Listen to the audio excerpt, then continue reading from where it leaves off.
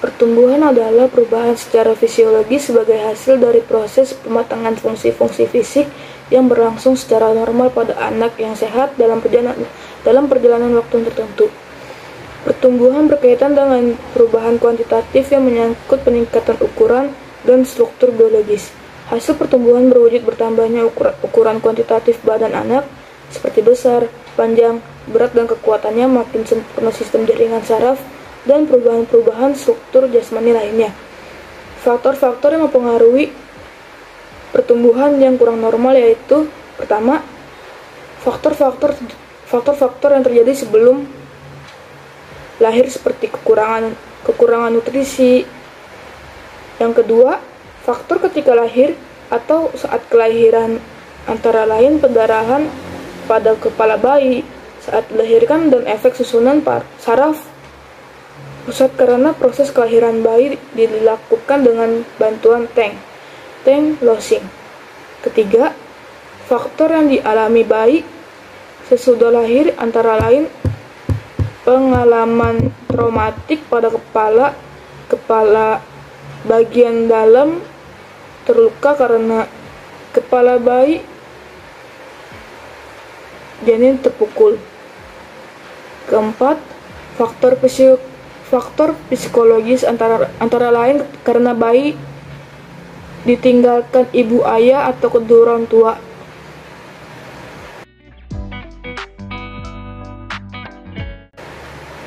Perubahan-perubahan dalam pertumbuhan dan perkembangan. Perubahan-perubahan meliputi beberapa aspek baik fisik maupun psikis. Perubahan tersebut terdiri dari 4 kategori. Kategori utama yaitu perubahan dalam ukuran, perubahan dalam perbandingan, perubahan untuk mengganti hal-hal yang lama, dan perubahan untuk memperoleh hal-hal yang baru. Yang pertama, perubahan dalam ukuran. Pertama, berat bayi ketika lahir sekitar 3 kg. Setelah 6 bulan mencapai berat sekitar 8-9 kg. Kedua, panjang bayi ketika lahir sekitar 50 cm. Setelah 1 tahun kemudian berubah menjadi sekitar 60 cm. Kedua, perubahan dalam perbandingan.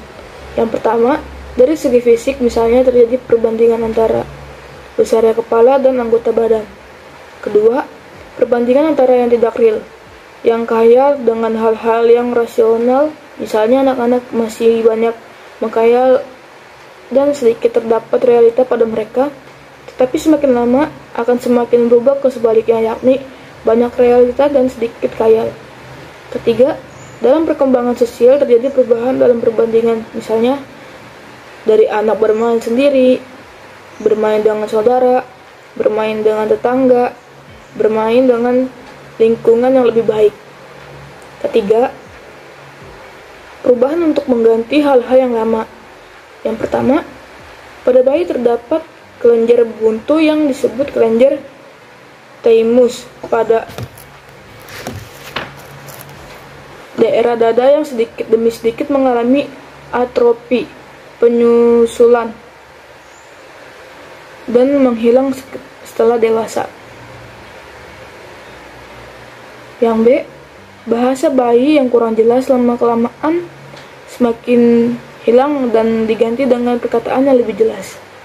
Keempat, perubahan untuk memperoleh hal yang baru. Yang pertama, ketika bayi lahir belum punya gigi, namun dalam perkembangan terjadi perubahan yaitu bertumbuhnya gigi anak secara bertahap. Kedua,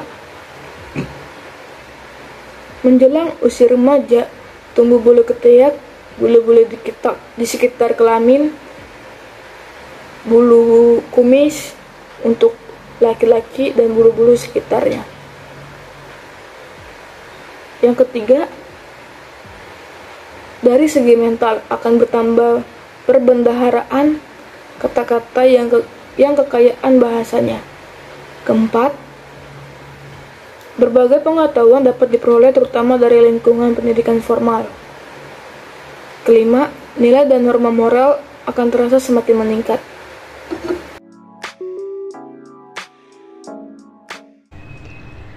aspek-aspek pertumbuhan dan perkembangan dibagi menjadi 7.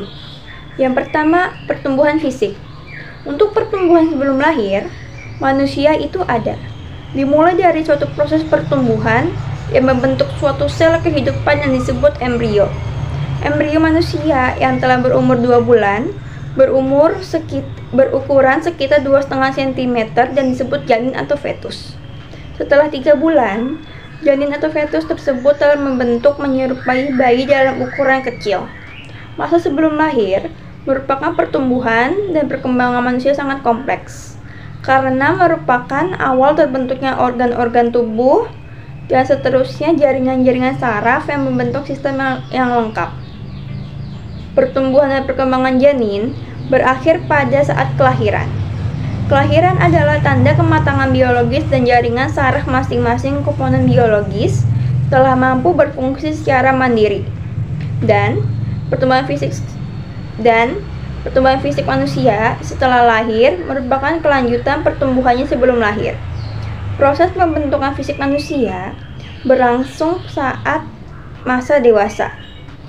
Dapat dibagi menjadi 4 periode utama.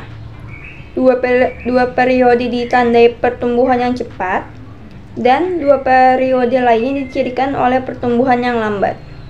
Selama periode pralahir dan 6 bulan setelah lahir, pertumbuhan tubuhnya sangat cepat.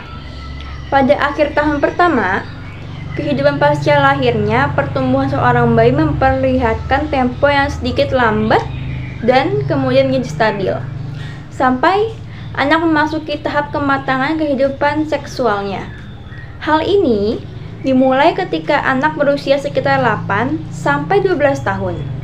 Mulai saat itu, sampai anak berumur 15 atau 6 tahun, pertumbuhan fisiknya akan cepat kembali dan biasanya pada masa ini disebut ledakan pertumbuhan pubertas.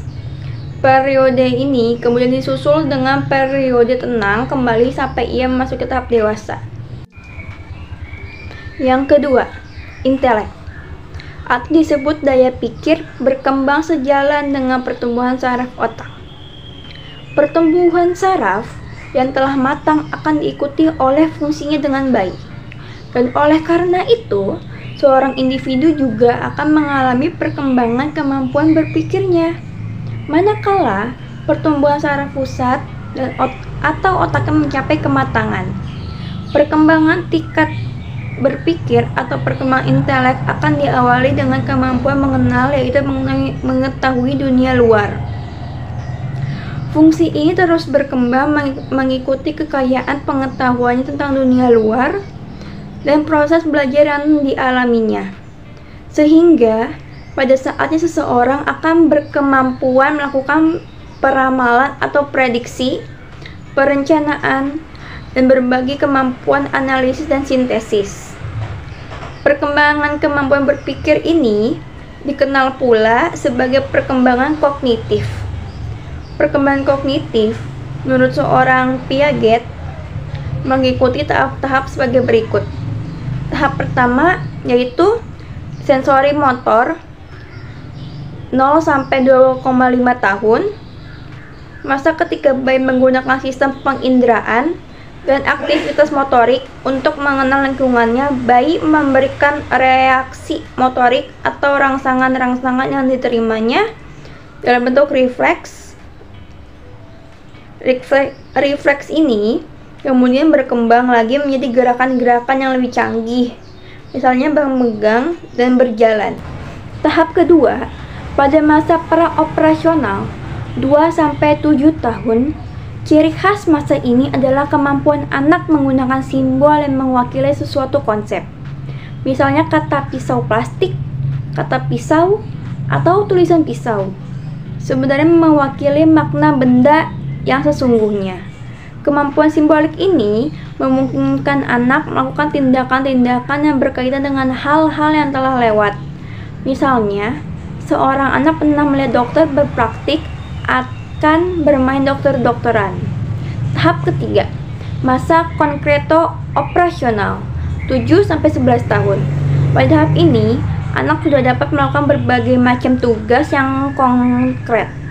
anak mulai mengembangkan 3 macam operasi berpikir, yaitu identifikasi seperti mengenal sesuatu, negasi mengingkari sesuatu, dan reprokasi, jadi hubungan timbal balik antara beberapa hal. Dan tahap keempat dan terakhir, masa operasional dari umur 11 sampai tahap dewasa. Dalam usia remaja dan seterusnya, seseorang sudah mampu berpikir abstrak dan hipnotis. Dalam tahap ini, seorang sudah mampu memperkirakan apa yang mungkin terjadi hingga ia dapat mengambil kesimpulan dari suatu pernyataan. Yang ketiga, emosi. Emosi merupakan gejala perasaan disertai dengan perubahan atau perilaku fisik seperti marah yang ditunjukkan dengan teriakan suara keras atau tingkah laku yang lain.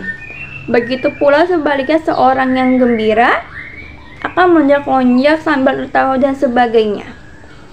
Yang keempat, sosial. Dalam perkembangan selanjutnya, ia mulai mengenal dan bergaul dengan orang-orang di sekitarnya atau lingkungannya. Akhirnya, manusia mengenal kehidupan bersama, kemudian bermasyarakat atau berkehidupan sosial. Yang kelima, bahasa. Berfungsi sebagai alat komunikasi. Dalam perkembangan, awal berbahasa lisan, bayi menyampaikan isi, pikiran atau perasaannya dengan tangis atau ocehan. Seorang bayi yang telah berusia 6-9 bulan mulai berkomunikasi dengan 1 atau 2 kata. Demikian seterusnya sehingga anak mampu menyusun kata-kata dan kalimat. Yang keenam, bakat. Bakat merupakan hal yang sangat penting sehubungan dengan bidang pekerjaan atau tugas. Kemudian, dalam bidang pendidikan sangat memperhatikan bakat tersebut, mengingat fungsi pendidikan itu adalah untuk mempersiapkan peserta didik dalam memasuki dunia kerja. Bakat perlu mendapat perhatian dunia pendidikan untuk dikembangkan secara maksimal dalam rangka mempersiapkan sumber daya manusia yang handal. Dan yang terakhir, sikap nilai dan norma. Tujuan akhir dari proses belajar dikelompokkan menjadi 3 sasaran, yaitu penguasaan pengetahuan atau kognitif, penguasaan nilai dan sikap atau afektif, dan penguasaan psikomotorik Bloom. Pada masa bayi, sikap, nilai, dan moral belum dipersoalkan. Tetapi, dalam proses selanjutnya, sangat perlu mendapat perhatian sehingga kelak menjadi seseorang yang mampu menentukan sikap yang positif, mampu menjunjung tinggi nilai-nilai dan moral dalam masyarakat.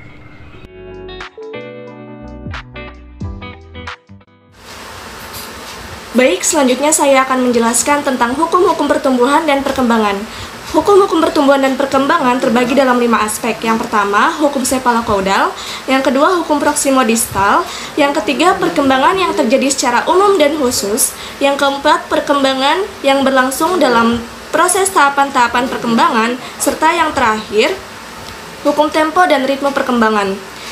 1. Hukum cephalocodal. Hukum ini berlaku pada pertumbuhan fisik yang menyatakan bahwa pertumbuhan fisik dimulai dari kepala ke arah kaki. Bagian-bagian pada kepala tumbuh lebih dahulu daripada bagian-bagian yang lain. Hal ini sudah terlihat pada pertumbuhan pranatal, yaitu pada seorang janin. Lalu kemudian yang kedua, hukum proximodistal. Hukum proximodistal adalah hukum yang berlaku pada pertumbuhan fisik. Dan menurut hukum ini, pertumbuhan fisik berpusat pada sumbu dan mengarah ke tepi. Alat-alat tubuh yang terdapat di dalam pusat seperti jantung, hati, dan alat-alat pencernaan lebih dahulu berfungsi daripada anggota tubuh yang ada di tepi. Lalu kemudian yang ketiga, perkembangan terjadi dari umum ke khusus. Pada setiap aspek terjadi proses perkembangan yang dimulai dari hal-hal yang umum, kemudian secara demi sedikit meningkat ke hal-hal yang lebih khusus. Contohnya seperti anak yang lebih dahulu mampu menggerakkan lengan atas, lengan bawah, bertepuk tangan terlebih dahulu daripada menggerakkan jari-jari tangannya. Lalu kemudian selanjutnya, perkembangan berlangsung dalam tahapan-tahapan perkembangan. Dalam perkembangan terjadi pentahapan yang terbagi-bagi ke dalam masa-masa perkembangan. Pada setiap masa perkembangan, terdapat ciri-ciri perkembangan yang berbeda antara ciri-ciri yang ada pada suatu masa perkembangan dengan ciri-ciri yang ada pada masa perkembangan yang lain. Contoh penahapan dalam perkembangan manusia itu antara lain seperti masa pralahir, masa jabang bayi, masa anak, prasekolah, masa sekolah, masa remaja, masa dewasa, serta masa tua yang berada pada umur 65 tahun ke atas.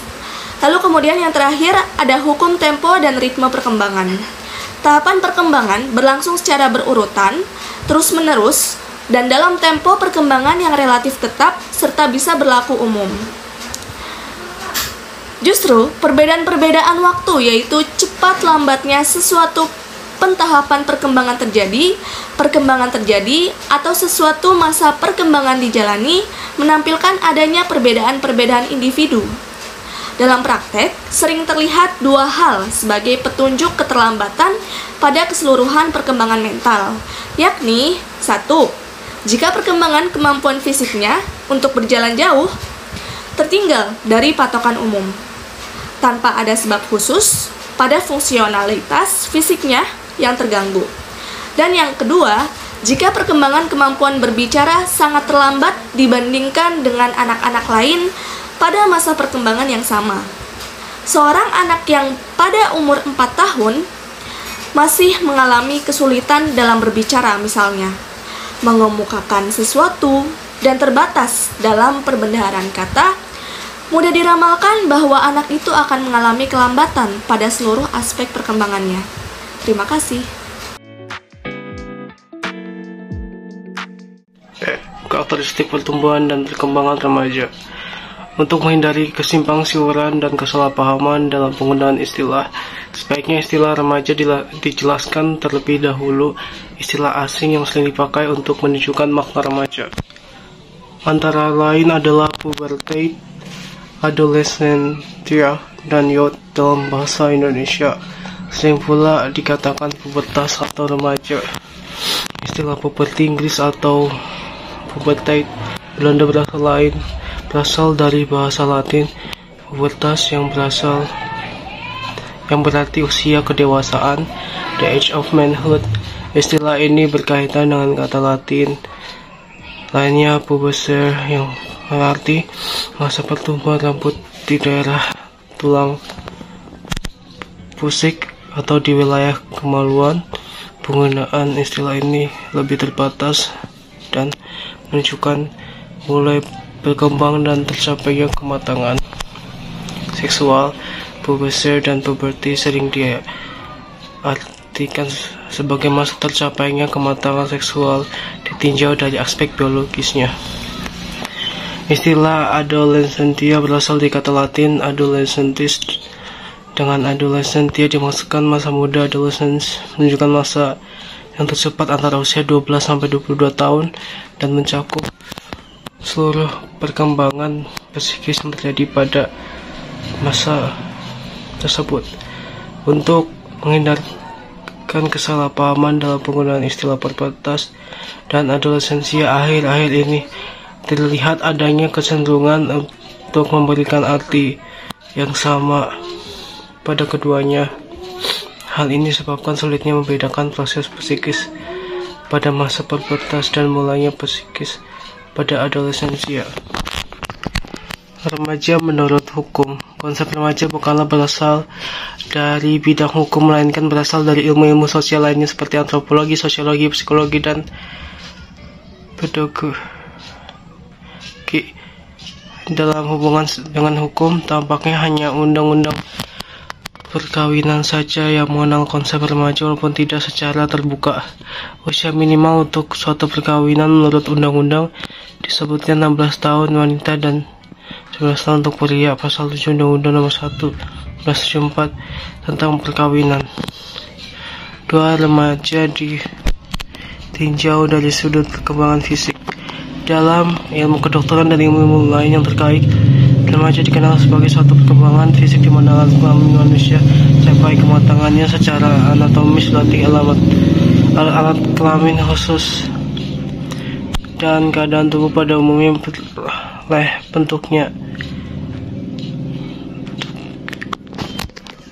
bentuknya yang sempurna dan secara valid alat kelamin tersebut sudah dapat berfungsi secara sempurna pula.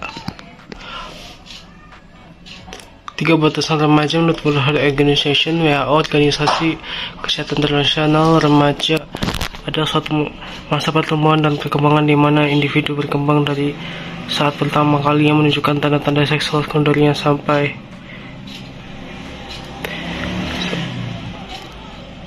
saat ia mencapai kematangan seksual.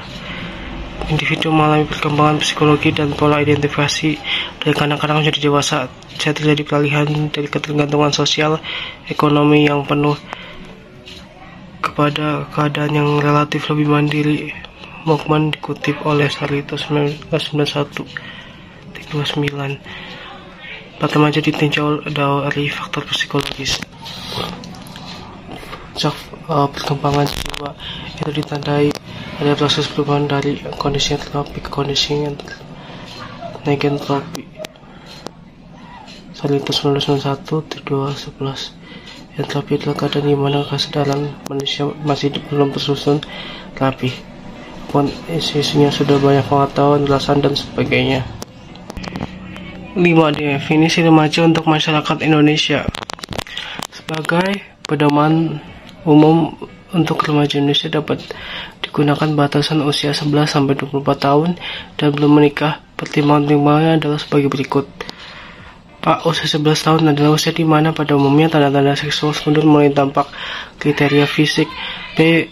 Di banyak masyarakat Indonesia usia 11 tahun sudah dianggap akil balik, baik menurut adat maupun agama, sehingga masyarakat tidak lagi memperlakukan mereka sebagai anak-anak kriteria sosial. C. Pada usia tersebut mulai ada tanda-tanda penyempurnaan perkembangan jiwa seperti tercapainya identitas diri atau identity. Batas usia D. Batas 24 tahun merupakan batas maksimal, yaitu untuk memberi peluang bagi mereka yang sampai pada usia tersebut masih menggantungkan diri pada orang lain, belum punya hak-hak penuh sebagai orang dewasa secara tradisi. Status perkawinan sangat menentukan karena arti perkawinan masih sangat penting di masyarakat Indonesia secara menyeluruh. Seseorang yang sudah menikah pada usia berapapun dianggap dan diperlakukan sebagai orang dewasa penuh, baik secara hukum maupun dalam kehidupan masyarakat dan keluarga. Seperti orang dewasa, ia gagal menunjukkan kedewasaannya. Pada remaja sering terlihat adanya satu kegelisahan, keadaan yang tidak tenang menguasai diri remaja. Mereka mempunyai banyak macam keinginan yang tidak selalu dapat dipenuhi. Di satu pihak ingin mencari pengalaman karena diperlakukan untuk menambah pengetahuan dan keluasan dan perilaku. 2. Pertentangan yang terjadi di dalam diri mereka menimbulkan kebingungan baik diri maupun orang lain. Pada umumnya perselisihan dan pertentangan pendapat dan pandangan antara si remaja dan orang tua. Dia berkeinginan besar untuk mencoba segala hal yang belum diketahuinya. Mereka akan coba apa yang dilakukan oleh orang dewasa. Remaja pria mencoba merokok secara sembunyi-sembunyi. 4. Keinginan menjelajah ke alam sekitar yang lebih luas, misalnya melibatkan diri dalam kegiatan-kegiatan pramuka, kelompok. Pada akhir masa kanak-kanak, seorang individu berupaya untuk dapat bersikap dan berperilaku dewasa. Hal ini merupakan tugas yang cukup berat bagi para remaja untuk lebih menuntaskan tugas-tugas perkembangannya. Sehubungan dengan semakin luas dan kompleksnya kondisi kehidupan yang harus dihadapi, tidak lagi mereka ingin dijuluki sebagai kanak-kanak, melainkan ingin dihargai dan diakui sebagai orang yang sudah dewasa. Dengan demikian, para remaja menjalani tugas dan mempersiapkan diri untuk dapat hidup dewasa dalam artian mampu mengatasi masalah-masalah, bertindak, dan bertanggung jawab sendiri. Tugas-tugas perkembangan pada masa remaja ini dipusatkan pada upaya untuk menanggulangi sikap dan pola perilaku kekanak-kanakan. Tugas-tugas perkembangan tersebut oleh Heifetz dikaitkan dengan fungsi belajar, karena pada hakikatnya perkembangan kehidupan manusia dipandang sebagai upaya mempelajari norma kehidupan dan budaya masyarakat, agar mereka mampu melakukan penyesuaian diri dengan baik di dalam kehidupan nyata. Untuk memahami jenis tugas perkembangan remaja, perlu difahami hal-hal yang harus dilakukan oleh orang dewasa. Makna dewasa dapat diartikan dari berbagai segi, sehingga dikenal istilah dewasa secara fisik yang berarti orang itu telah siap untuk melakukan tugas-tugas reproduksi, dewasa secara sosial, dewasa secara psikologis, dewasa menurut hukum yang berarti seseorang telah dapat dikenai aturan-aturan hukum atau telah harus mempertanggungjawabkan segala perbuatannya sesuai dengan aturan hukum yang berlaku dan sebagainya. Oleh karena itu, jenis tugas perkembangan remaja itu pada dasarnya mencakup segala persiapan diri untuk memasuki jenjang dewasa, yang intinya bertolak dari tugas perkembangan fisik dan tugas perkembangan sosio-psikologis. Menurut Havigers, mengemukakan 10 jenis tugas perkembangan remaja. Yang pertama ada mencapai hubungan dengan teman lawan jenisnya secara lebih memuaskan dan matang. Yang kedua, mencapai perasaan seks dewasa yang diterima secara sosial. Yang ketiga, menerima keadaan badannya dan menggunakan secara efektif. Yang keempat, mencapai kebebasan emosional dari orang dewasa. Yang kelima, mencapai kebebasan ekonomi. Yang keenam, memilih dan menyiapkan suatu pekerjaan. Yang ketujuh, menyiapkan perkawinan dan kehidupan berkeluarga. Yang kedelapan, mengembangkan keterampilan dan konsep intelektual yang perlu bagi warga yang kompeten. Yang kesembilan, menginginkan dan mencapai tingkah laku yang bertanggung jawab. Dan yang kesepuluh, menggapai suatu perangkat nilai yang digunakan sebagai pedoman secara sosial dan tingkah laku.